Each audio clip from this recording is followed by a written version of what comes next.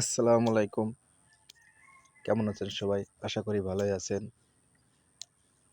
শুভ সকাল। এখন আমরা আছি গাজীপুর রিসোর্টে। এখানে প্রাকৃতিক দৃশ্যগুলো অনেক সুন্দর, অনেক গাছপালায় ভর্তি।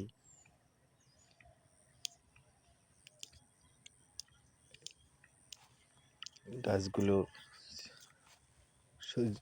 সকালের সূর্যর কিরণে ঝকঝকা চকচকা দেখা যাচ্ছে।